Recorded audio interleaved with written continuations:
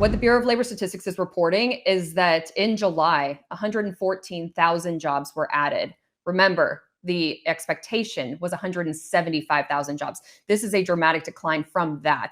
And then here is the sticker point. The unemployment rate has risen to 4.3%, which, as expected, it was going to be 4.1%. It was 4.1% in June. 4.3% is a significant increase. And now, Seth, we have to talk about the SOM rule and whether the U.S. is headed for a recession with this type of rise in unemployment. Well, I think the flashing light has turned from yellow to red now. A 0.2 kick up in unemployment is a troublesome sign. The fact that the job growth was significantly slower, not merely than inspections, but it's about half of what the average has been over the course of the last year.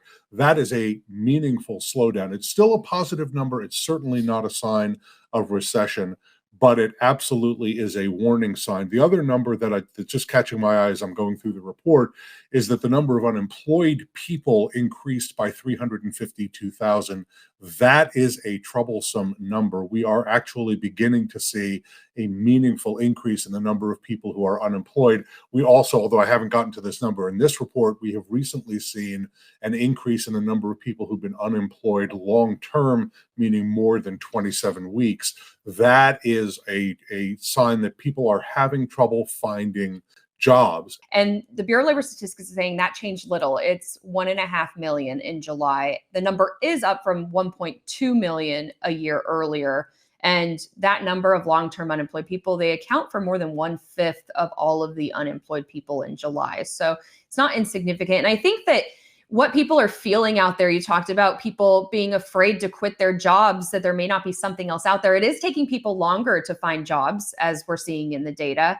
But that sentiment might actually lead the data, correct? Where, people are feeling things out there, and then we start to see it later on in the employment data. Right. Although in this case, we actually are seeing it in the data. We are seeing an increase in the number of unemployed people, an increase in the unemployment rate. We have seen labor force participation, meaning the percentage of adults who are either looking for a job or in a job. That was up actually a little bit in July. That's a good sign. That means people aren't completely abandoning ship and leaving the labor market and just giving up all hope that they're going to be able to find a job. That would really be a troublesome indicator. So we're not there yet. So again, these numbers are not crisis numbers, but they are an indication that, and this is the concern. I've been talking about this for several months now. The Federal Reserve is at real risk of missing the boat, of being too late to the game when it comes to making sure that jobs continue to grow and that workers have good opportunities in the labor market. That's part of their dual mandate. Inflation is not supposed to be their only concern.